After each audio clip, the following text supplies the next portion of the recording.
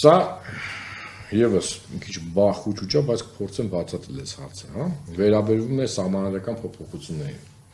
Նոյեմբերի 19-ին Թուրքիայի արտաքին գործերի նախարար Հական Ֆիդանը հայտարարել է, որ հայ-թուրքական սահմանը կբացվի միայն Հայաստանի Հանրապետության սահմանության փոփոխությունից հետո։ Այնուհետև նոյեմբերի 22-ին, 2 օր հետո, Մարզամերիկային համալիրում կայացած համագումարում վարչապետ Նիկոլ Փաշինյանը հայտարարեց, որ 2026 թվականի ընտրություններից հետո Հայաստանը պետք է փոխի իր սահմանադրությունը։ Հետևյալ դատողություններից որի հետ եք համաձայն, 3 դատողություն եք առաջադրել, հա, եւ հասկանանք։ 7.3%-ը նշում է, որ Հայաստանի Հանրապետությանին անհրաժեշտ է լիովին նոր սահմանադրություն, այսինքն համաձայնվում է Նիկոլ Փաշինյանի առաջ քաշած այս նախաձեռնության հետ։ 20.7%-ը նշում է, որ պետք է որոշ դրույթներ փոփոխել Հայաստանի Հանրապետության գործող սահմանադրության մեջ, եւ 57.1%-ը նշել է, որ Հայաստանի Հանրապետության սահմանադրությունը պետք է մնա անփոփոխ։ Մենք այստեղ բերել ենք նաև նախորդ փուլերի տվյալները, երբ որ մենք անդրադարձել ենք այս խնդրին, փետրվար 25, հուլիս 2024 եւ հունվար 2024, եւ տեսնենք ամենանվազդ ցուցանիշը երբ է եղել է հուլիս 2024 թվականին եւ բերել ենք նաեւ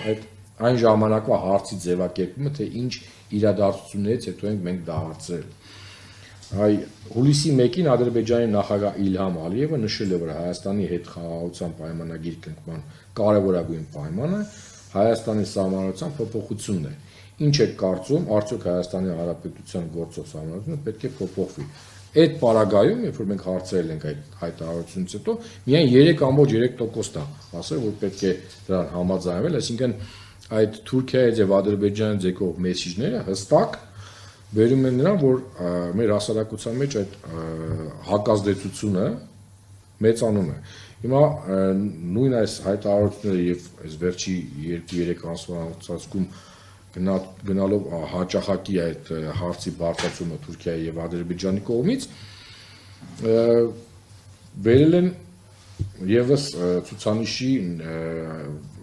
նվազմանը, տեսնենք հունվարի 24-ին, երբ որ միայն Նիկոլ Փաշինյանն էր ասել, որ պետք է փոփոխություն լինի, հունվարի 24-ին 13.4%-ը ասել էին, որ միգուցե պետք է փոփոխվի սահմանադրությունը։ Բայց երբ որ կան այդ հայտարարությունները Թուրքիայի եւ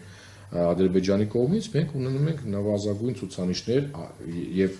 նվազագույն համաձայնություն մեր հասարակությունը, որ պետք է փոփոխվի։ Այսինքն ես կարծում եմ, այստեղ նայեք հուլիսի 80.3%-ը նշել է, որ պետք է մնա անփոփոխ, հա, որ մեր հասարակությունը մերժում է այդ արտաքին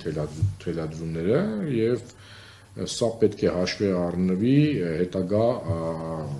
եւ իշխանության կողմից եւ նաեւ Ադրբեջանի կողմից, եթե իրանք